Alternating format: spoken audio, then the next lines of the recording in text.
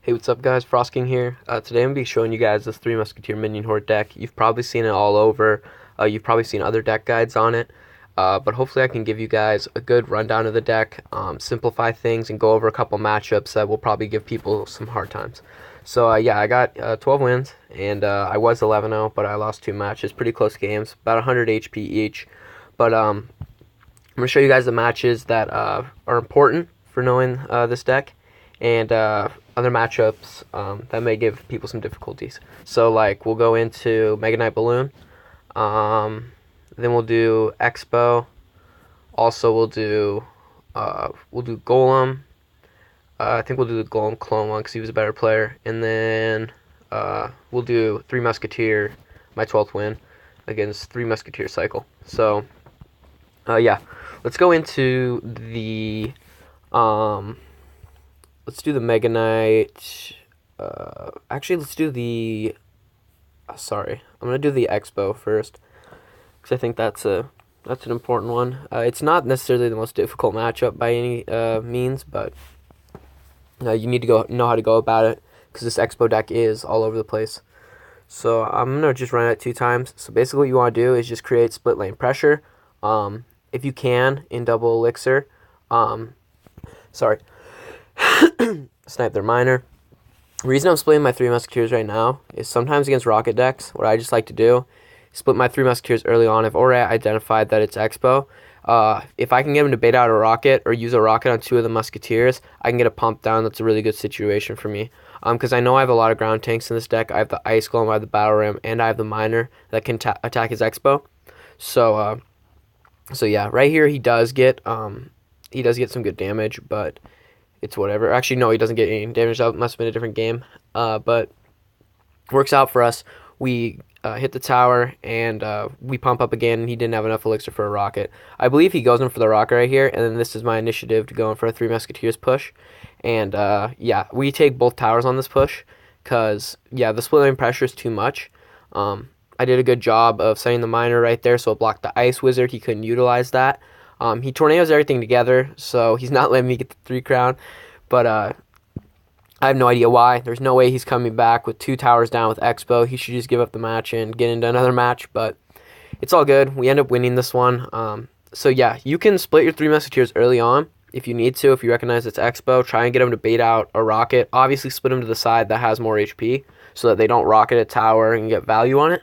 But if you can get a free pump out of it, that works out. And also, let's say they don't rocket it, just try making good trades. Try pumping up. See if they overspend.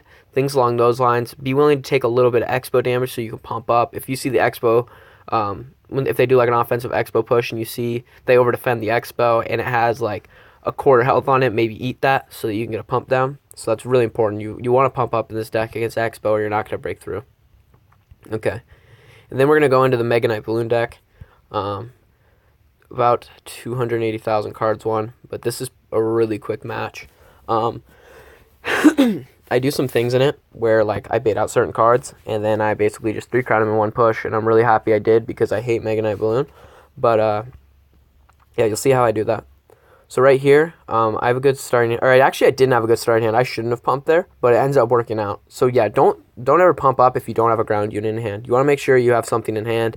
Typically, my favorite starting hand is I like to have Elixir Collector, and then I like to have like Zap, Ice Golem, and Goblin Gang, and that's my like favorite opening hand. The reason you want to have like Ice Golem and Goblin Gang is because like let's say they do like a giant Night Witch push, you can play your Ice Golem.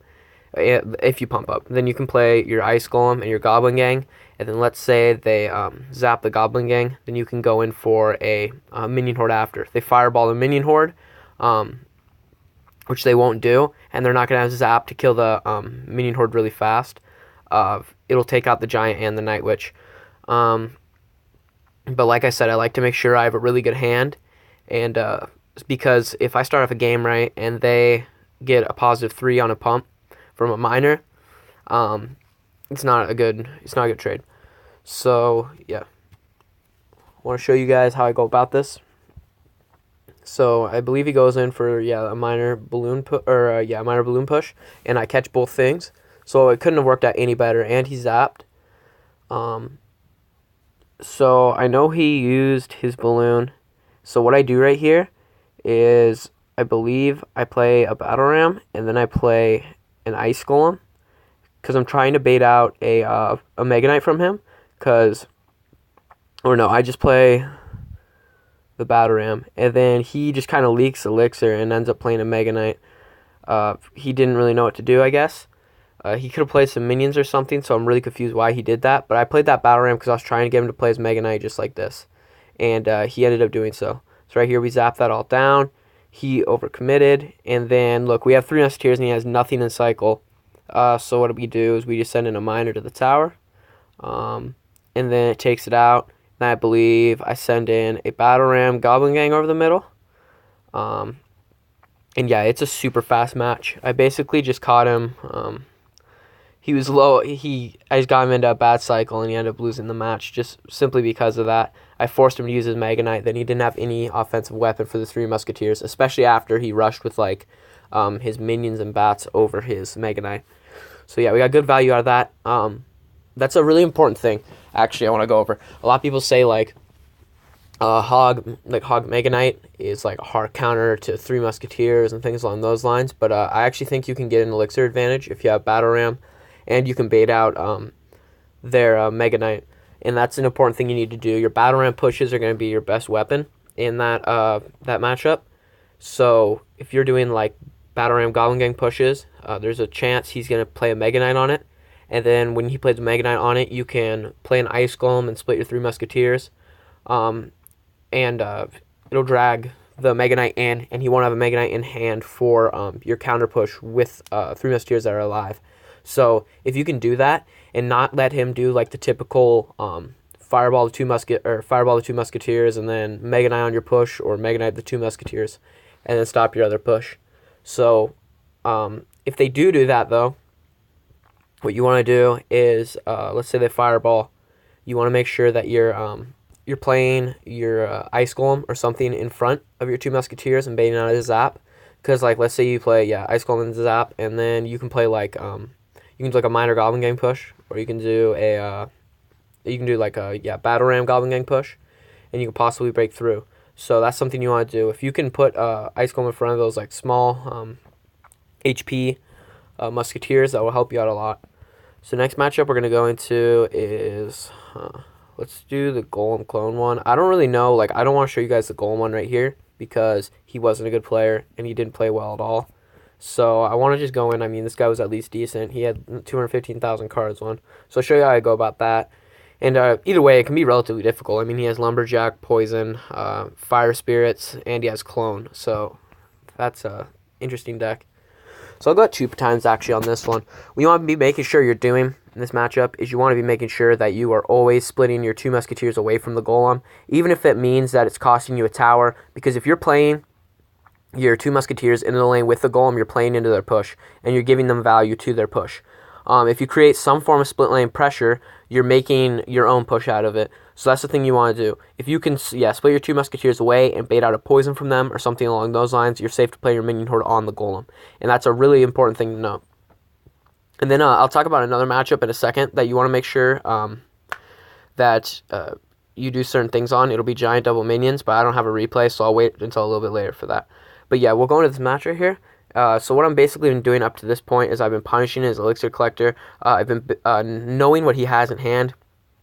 And right here, once again, I split my 2 Musketeers away. I see he's really committing to a push on the side, so I just support with the battle ram. If he poisons, right here, then I'm free to play my minion horde, as you see. And that's basically what I wanted to do. And he didn't even take my tower out of it. I think not every Golem player will do that.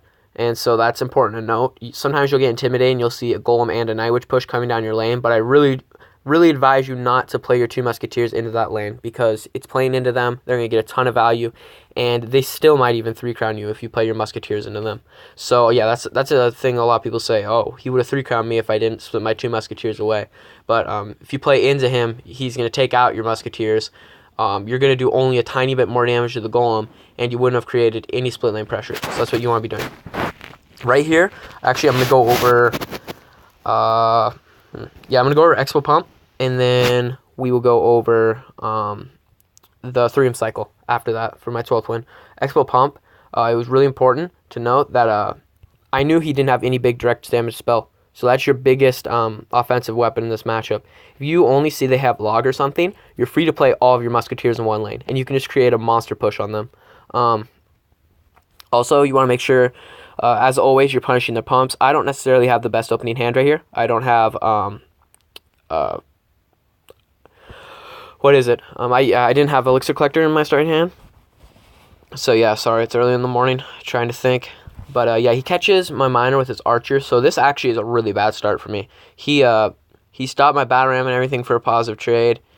He stopped my miner and protected his own collector. I didn't get collector in my opening hand. So right here, as I said before, I see I have Elixir Collector, and if I pump up, I'll have Ice Golem and Goblin Gang. So I didn't know at this point in time necessarily what it was. I actually thought it was Expo because Archers and Knight in the deck is indicative of an Expo deck. So yeah, right there, I play the Ice Golem, and then I play the Battle Ram. I want you guys to note that if you're playing Battle Ram, you want to make sure you're playing something else after, because if your Battle Ram dies, the Expo retargets onto the tower. It doesn't switch to the Barbarians. So it's really important that you know that. So right here, I get some good damage with my Miner push. More than he got with his Expo, which is really good. And I have Elixir Collector back in my hand, so I'm going to pump up again, and we'll be relatively even on Elixir. So that's a really good thing for me. I'm going to kite this Knight with an Ice Golem. And then I'm actually just going to go at 2 times right here, because I want to make sure that you guys just see. It's not necessarily the most important thing, because you guys can kind of just see. I don't need to tell you necessarily how I go about the 3M pushes. But yeah, you see right there, it's so hard for him to stop, like 3 Musketeers in one lane, plus a Battle Ram, all that. And I'm just keeping up so much pressure, and I'm getting damage every time. And I can just keep pumping up. I know I'm ahead in damage, and so there's no reason not to pump up. I know it's an Expo deck, so right here's my big push that I win the game off of. I do this, and then I believe I Battle Ram opposite lane, split Goblin Gang, send a Minion Horde over the middle, send a Miner in, and yeah, we take game off of that. So that's basically how it worked. It was just such a big push. I had such a big Elixir advantage that I ended up winning the game and would have 3-crowned him. So yeah, know what spells they have in an Expo deck, and you can really utilize it. If they only have log, you have the definite, you definitely have the matchup advantage. So that's something you need to know. All right, so now we're going to go into the 3 Musketeers cycle game. This guy was a really good player. I actually think he outplayed me for the majority of the match, but there was one push and I had more ground tanks, so I broke through. But what I will be telling you is how you should go about this matchup. So yeah, he had 3.6 cycle deck. I actually really like. I'm 10-1 on my personal account right now with it, and yeah, I suggest you check his deck out also. But he was a really good player. So we're gonna go into this one. I just check the time. Okay. All right. So yeah, in this matchup, 3 Musketeer with Miner. I'd say 3 Musketeer with Miner, and if it's cycle, is probably the highest skill cap matchup in the game, like mirror. But mine's not cycle, so like if I was playing like a 3.5 elixir, like a 3.5 or 3.6 elixir deck like his, that would be such a like small, like there's such micro interactions that you need to like know things to do. It's such a high skill cap matchup, but there's a lot of things you can go over. So basically, one of the things you want to be doing in this matchup is you want to be making sure that you are not attacking their pumps first, because then you get a counter push out of it. He ends up saying in a Miner, he's already recognized my deck is this deck. I play my Goblin Gang off the side, which I'm fortunate for, so I protect my collector. But I realized he went in for a big elixir commitment right there, so I attack. When in this matchup, they say, I'm going to pause, people say that you don't want to drop your 3 Musketeers first. But then the next question that comes into your mind is, how do I win the match if I don't drop my 3 Musketeers? So there's two ways you can deal damage, and there's situations where you can't drop your 3 Musketeers. So if you're going to drop your 3 Musketeers first and you're even on elixir, what you need to be doing is you need to be making sure that if it's like after you pumped late in the match, if they have a big punishing push coming at you, like a Battle Ram, Minion Horde, Ice Golem push, if you drop your 3 Musketeers and you defend that, you're getting so much value out of your 3 Musketeers that it actually allows you to cycle back to a second set before them. So that's what you want to be doing. If you're going to drop your 3 Musketeers first, you need to be getting value out of them. And then also, if you have a huge elixir advantage, I'd say it's safe to drop your 3 Musketeers in certain situations. I still wouldn't even do it myself. I'd rather just punish with other cards. I'd rather use, like, in this deck, I'd rather just use my Battle Ram and my Ice Golem. But that's the one situation you can do it in. So I'm going to keep going. Also, what you want to make sure you're doing, I don't know if I already said this, but I'll say it again. Yeah, you don't want to be attacking pumps first, because then you get the counter push. And when you get the counter push, you're able to take out their collector. So, like, let's say he attacks my pump with a miner. I'm going to defend it with a goblin gang. And, like, let's say he also played goblins at the bridge. I'll have an ice golem and a goblin gang counter pushing, and my miner will basically only cost me 3 elixir. So that's what you want to do. I kind of overcommitted there with the minion horde, but actually, in retrospect, I don't really think I did. He did get an elixir collector out of it, just because I'd say he has faster cycle, but I took the damage lead, which I'm happy about. He's going to pump up again, and I'm going to pump up. So it's really good for us. So yeah, he obviously has the elixir advantage, and I've realized he has a deck that cycles faster than ours. So what I'm going to be doing is, yeah, just trying to make sure that I'm getting value out of these. I want to save the goblin gang, so note right there, I played the battle ram for the goblins when I easily could have played the goblin gang and then tried defending his miner with a battle ram, but I knew that wasn't going to be effective. I dropped the battle ram even though it's a negative trade, because if I defend the pump with the goblin gang, the elixir collector is going to make a positive trade. So that's the reason I made that play right there. So yeah, I defended. If you drop your goblins on that little stretch of, like, blue, I guess, in this arena, behind the archer tower, if you drop it on that corner tower right there reactively when the miner's at it, it'll catch the miner in both positions. That's for goblins. I don't necessarily know if that works specifically for goblin gang also, but I know that interaction works for goblins. If you play it, yeah, reactively. So right here, he stops my collector, but now, as you can see, we're relatively even on elixir. I get some value. I play my goblin gang, and then I play my ice golem, because I know the miner will hit it one more time, so that's important.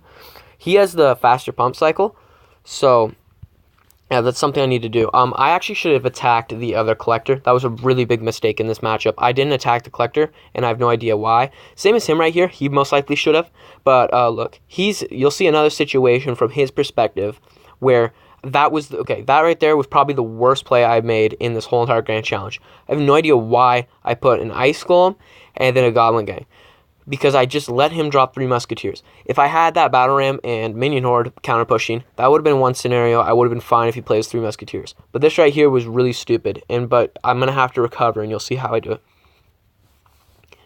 So, yeah, right here, I basically have to drop my 3 Musketeers in the back.